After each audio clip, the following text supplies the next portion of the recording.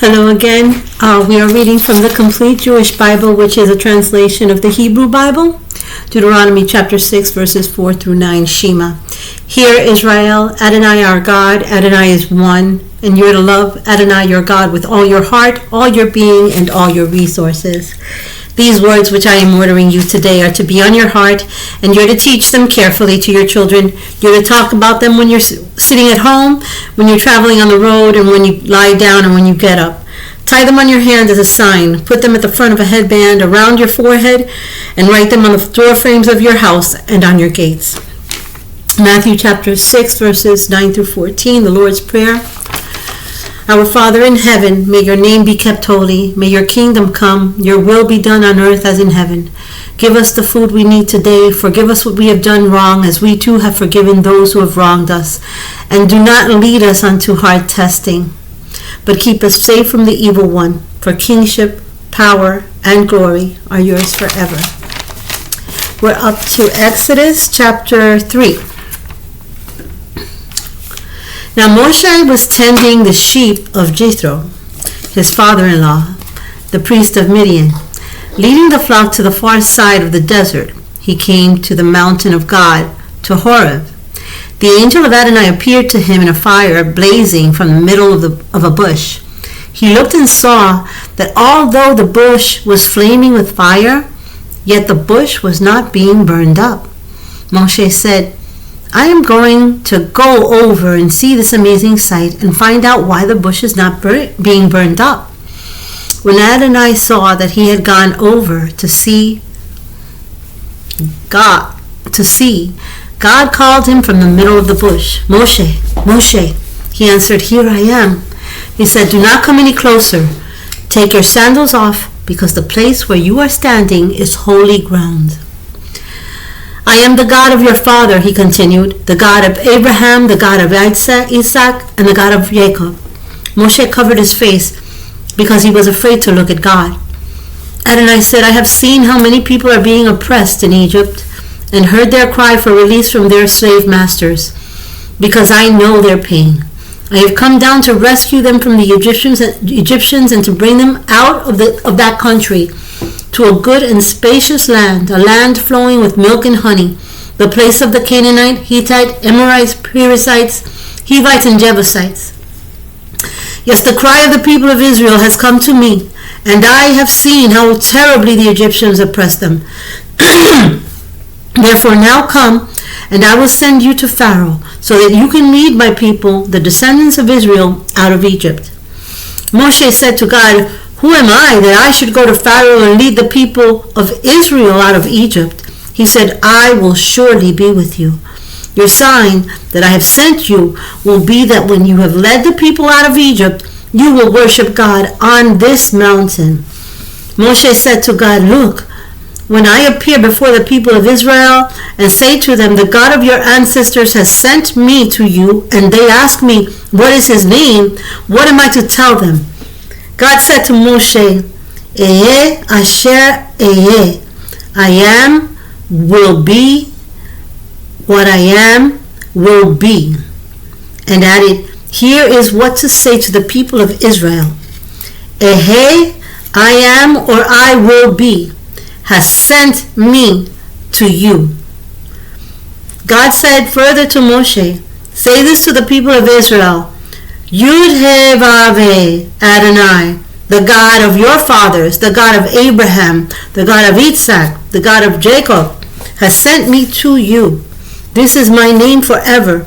This is how I am to be remembered generation after generation.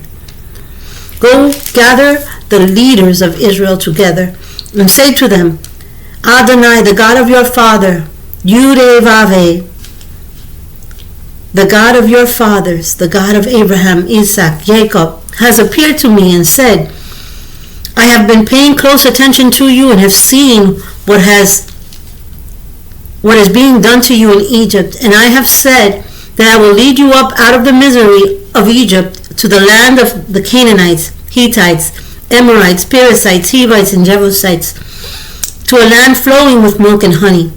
They will heed what you say. Then you will come, you and the leaders of Israel, before the king of Egypt, and you will tell him, Adonai, the God of the Hebrews, has met with us. Now please let us go 3 days' journey into the desert so that we can sacrifice to Adonai our God. I know that the king of Egypt will not let you leave unless he is forced to do so. But I will reach out my hand and strike Egypt with all my wonders that I will do there. After that, he will let you go. Moreover, I will make the Egyptians so well disposed toward this people that when you go, you will not go empty-handed. Rather, all the women will ask their neighbors and house guests for silver and gold and clothing, with which you will dress your sons and daughters. In this way, you will plunder the Egyptians. 1 Samuel chapter 8. When Shemuel grew old, he appointed his sons as judges over Israel. His firstborn was named Joel, while his second son was named Abijah. They were judges in Beersheba. However, his sons did not follow his way of life. They turned off it to pursue riches, so that they would take bribes to distort justice. All the leaders of Israel gathered themselves together, approached Shemuel in Ramah, and said to him, Look, you have grown old, and your sons are not following your ways. Now make us a king to judge us like all the nations. Shemuel was not pleased to hear them say, Give us a king to judge us. So he prayed to Adonai. Adonai said to Shemuel, Listen to the people, to everything they say to you, for it is not you they are rejecting. They are rejecting me. They do not want me to be king over them. They are doing to you exactly what they have been doing to me from the day I brought them out of Egypt until today. By abandoning me and serving other gods. So do what they say, but give them a sober warning, telling them what kinds of rulings their king will make. Shemuel reported everything Adonai had said to the people, asking him for a king. He said, Here's the kind of rulings your king will make. He will draft your sons and assign them to take care of his chariot, be his horsemen and be bodyguards running ahead of his chariots. He will appoint them to serve him as officers in charge of 1,000 or of 50, plowing his fields, gathering his harvest, and making his weapons and the equipment for his chariots. He will take your daughters and have them be perfume makers, cooks, and bakers. He will expropriate your fields, vineyards, and olive groves, the very best of them, and hand them over to his servants. He will take the 10% tax of your crops and vineyards and give it to his officers and servants. He will take your male and female servants, your best young men and your donkeys, and make them work for him. He will take the 10% of your flocks, and you will become his servants. When that happens, you will cry out on account of your king, whom you yourselves chose. But when that happens, Adonai will not answer you. However, the people refused to listen to Shemuel. However, the people refused to listen to what Shemuel told them, and they said, No, we want a king over us, so that we can be like all the nations, with our king to judge us, lead us, and fight our battles. Shemuel heard everything the people said and repeated them for Adonai to hear. Adonai said to Shemuel, Do what they ask, and set up a king for them. So Shemuel told the men of Israel, Each of you return to his city.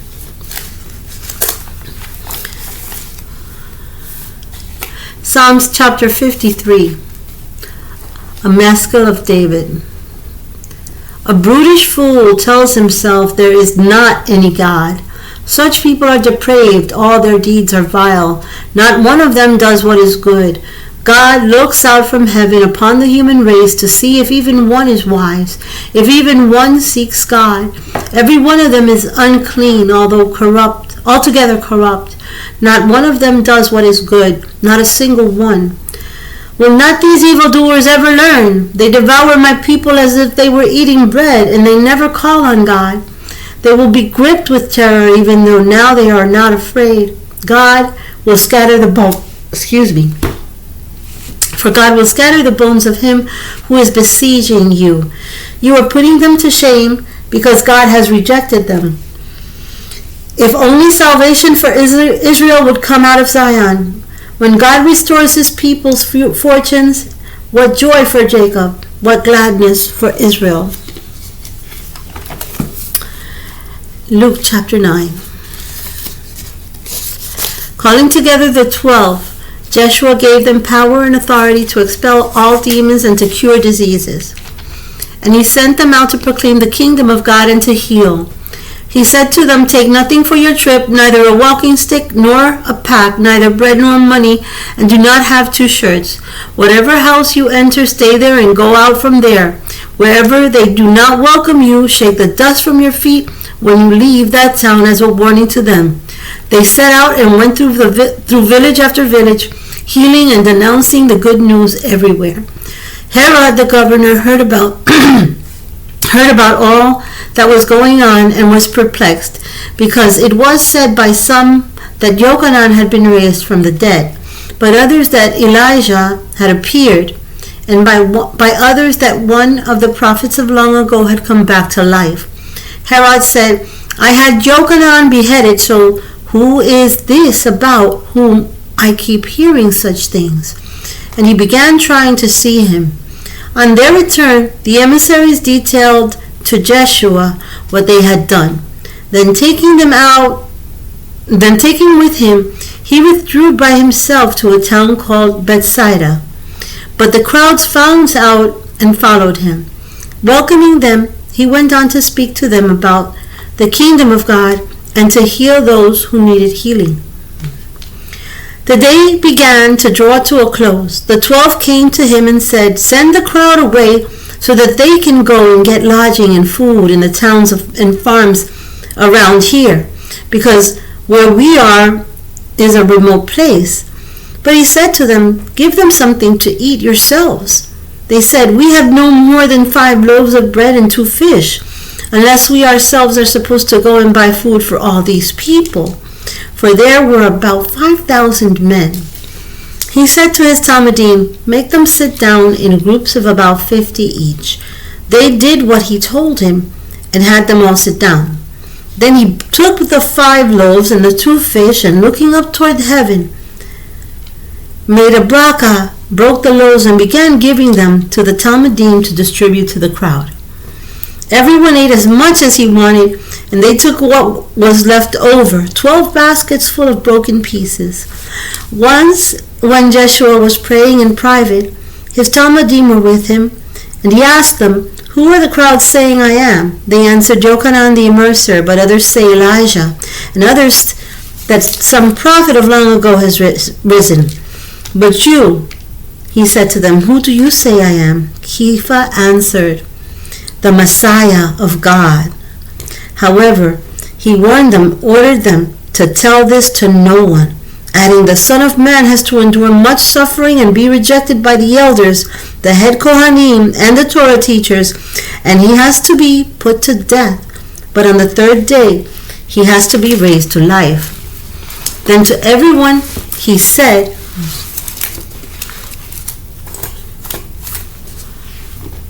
if anyone wants to come after me, let him say no to himself, take up his execution stake daily, and follow me.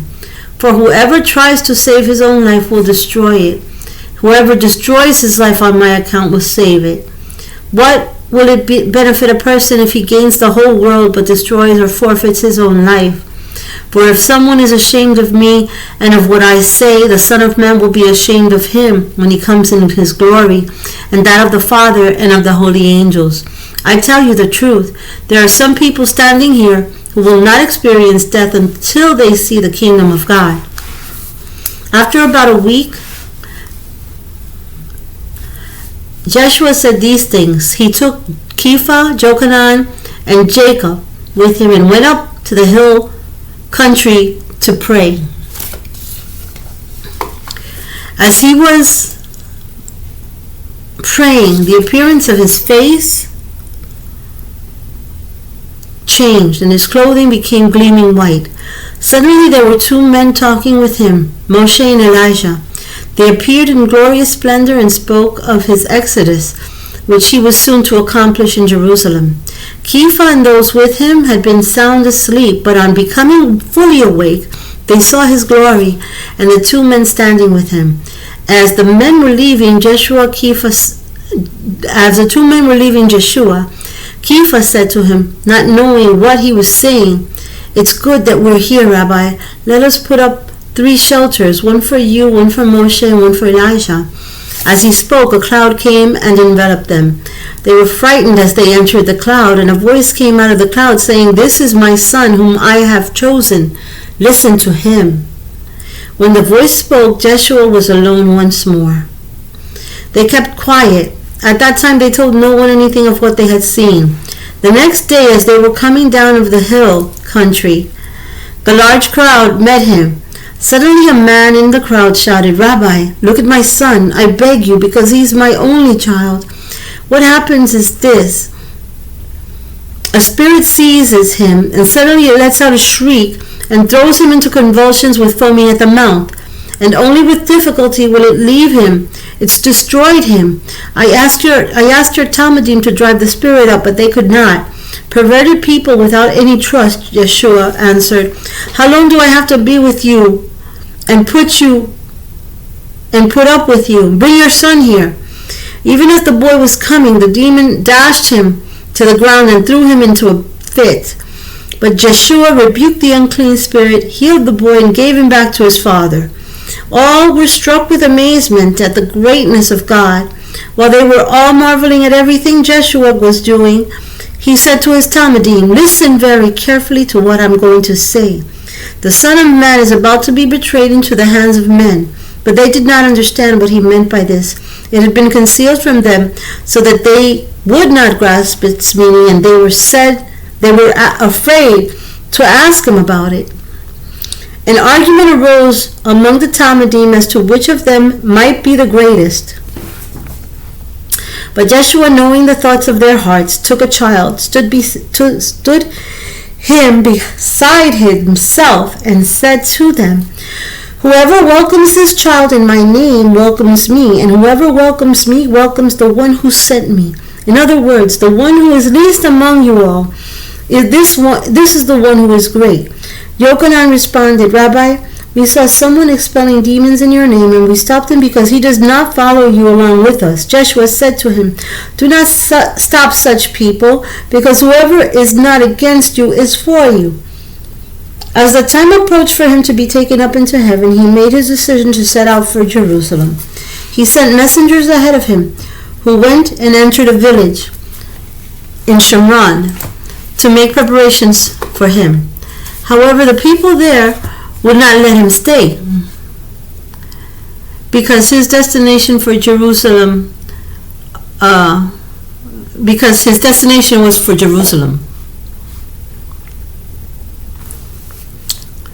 When the Talmudim, Jacob and Jochanan saw this, they said, "Sir, do you want us to call down fire from heaven to destroy them?" But he turned and rebuked them, and they went on to another village. As they were traveling on the road, a man said to him, "I will follow you wherever you go." Joshua answered him, "The foxes have holes, and the birds flying about have nests, but the Son of Man has no home of his own." To another he said, "Follow me." But the man replied, "Sir, first let me go and bury my father." Joshua said, "Let the dead bury their own dead. You go and proclaim the kingdom of God." Yet another said, "I will follow you, sir, but first let me say goodbye to the people at home."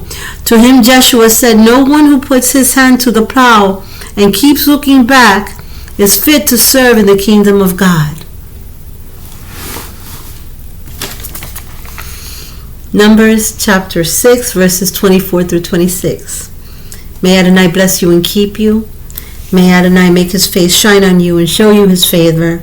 May Adonai lift up his face toward you and give you his shalom. Thank you so much again for joining us. Until next time, shalom.